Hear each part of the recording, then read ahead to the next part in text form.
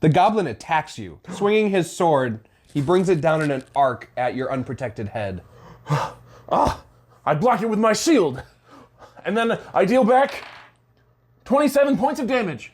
As you stab this goblin with your spear, eviscerating him, he falls to the ground, bleeding and dead. Ha! That was too easy.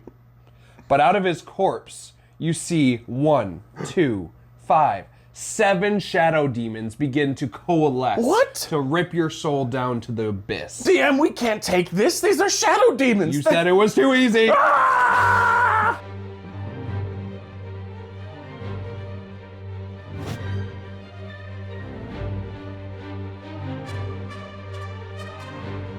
Balancing combat can be tricky, especially as a new DM. Oh yeah, and CR ratings really don't help you with how to balance these if you are just a new DM and don't understand that challenge rating sometimes doesn't mean squat. So one of our most asked for videos is just talking about how to balance encounters, especially as a new DM. How do I put a challenge in front of my players without making it too easy or accidentally TPKing my party? Oh yeah, we were just doing a quick overview of what different CR ratings are equal to each other, and we found out that an elephant is the exact same challenge rating as a shadow demon. Oh yeah. I'm gonna put those stat blocks up there and you're gonna see. So, I mean, an elephant is strong. It has a lot of attacks. Oh yeah. It has a trample. Yeah. But at the end of the day, it's just a regular elephant. Right. If you have a party of 4 and you all have high damaging stuff, that's gonna be an easy encounter. If you have lots of HP, lots of damage, you're fine.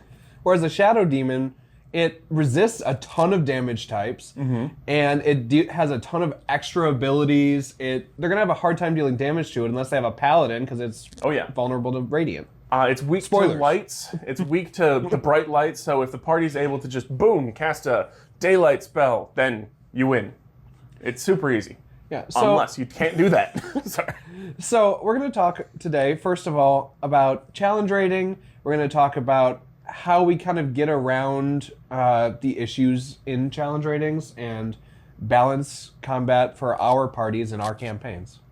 All right. Adam, what's the first step that you need to know for challenge ratings? Well, so first of all, challenge rating, for those who don't know or are kind of new, challenge rating is defined as a number in which you are...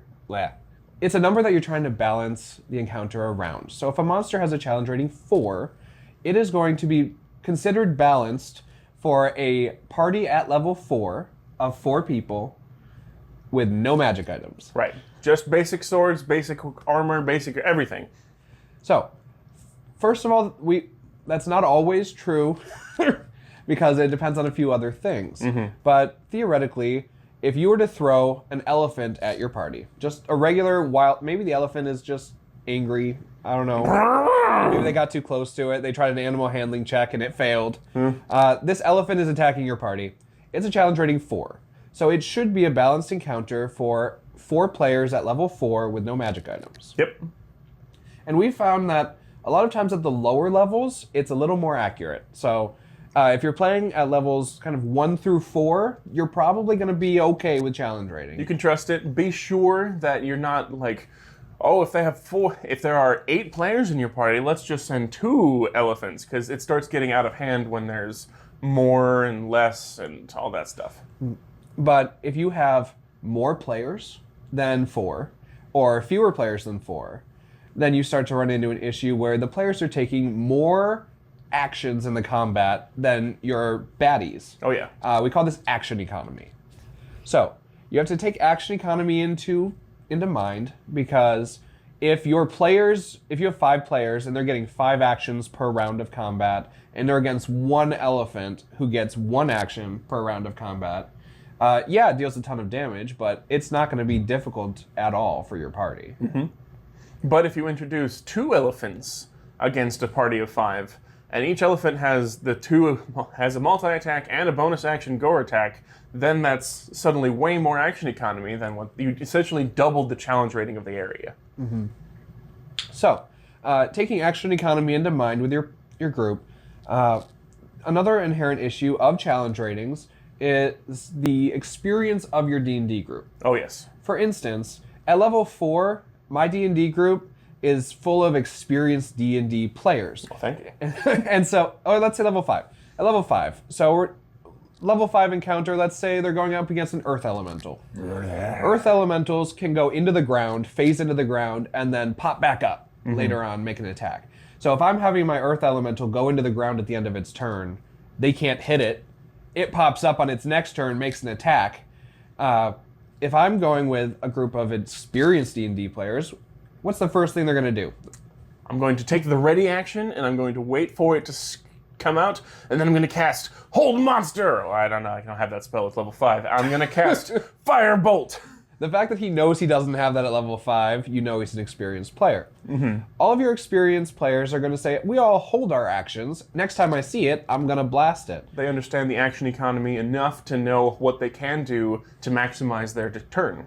Whereas a bunch of new players, they might not think of that.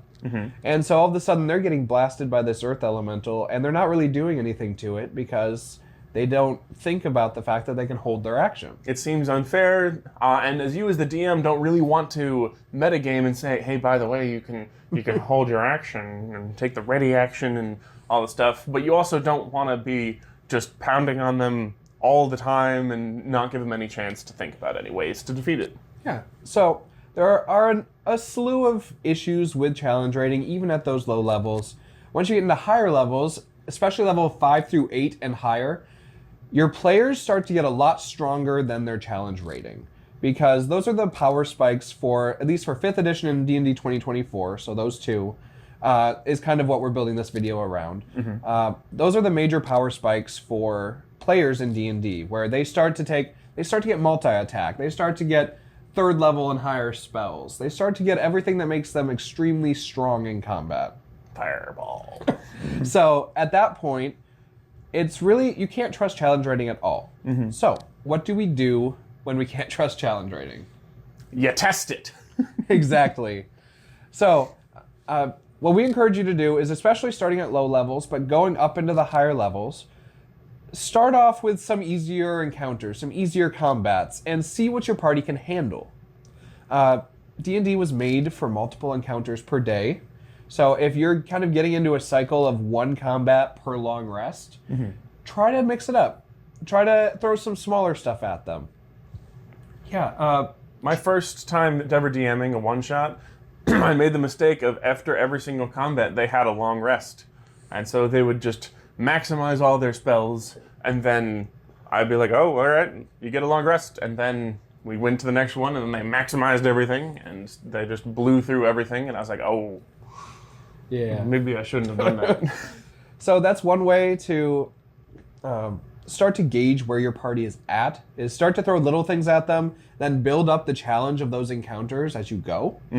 That way you don't push too massively strong too fast. When they kill the goblin, you don't throw 7 shadow demons at them. Right. You might send one as it's rising from the corpse, and they realize that each goblin could have a shadow demon come out of them, and then they can start thinking about, all right, let's not kill the goblins right now. Let's try our best to run away from the goblins, but also kill the shadow demons as they rise. Which, by the way, a fight where they're fighting goblins, and every time they kill a goblin, the shadow demon possessing it comes out, is a really fun combat idea. Oh yeah, maybe I'm going to steal that for later.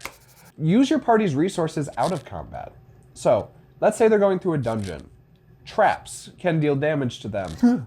Maybe some traps can require them to cast spells and solve puzzles with their magic. They use some spell slots. They use their abilities. It's really fun to be able to use your character's abilities outside of combat for the story. In fact, I would argue that you should have that in every campaign.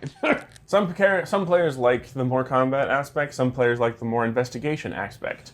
So it depends on the spells that they'll take, but if you develop a dungeon and you have a big boss at the end, it's reasonable to assume that they're going to be using their main spells and or not main spells, but they're going to be using some of their resources to clear that dungeon, whether it's minor encounters or avoiding those encounters. An invisibility spell to get past all of the enemies still taxes the resources of the players.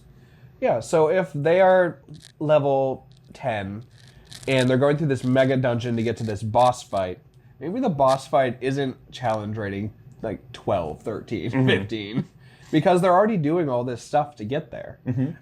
So that gives you also a little more leeway of like, I don't have to make this boss super powerful. I can still make it interesting while spreading out our difficulty throughout the dungeon. And we've also posted other videos about how to help with combat. Look at those, because if you're in the middle of combat and you realize it's way too hard or way too easy, there are steps that you can take, and you can follow those videos there. Like introducing second phases, introducing new mechanics of the entire areas falling down. All those stuffs, you can look at it later. Yeah.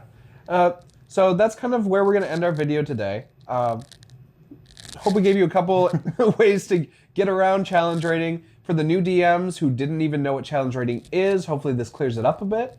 Yep. And we will see you in the next one. Bye.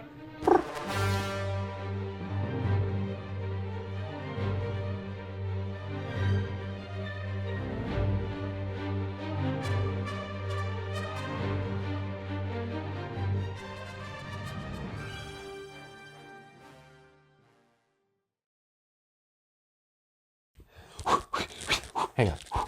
Okay.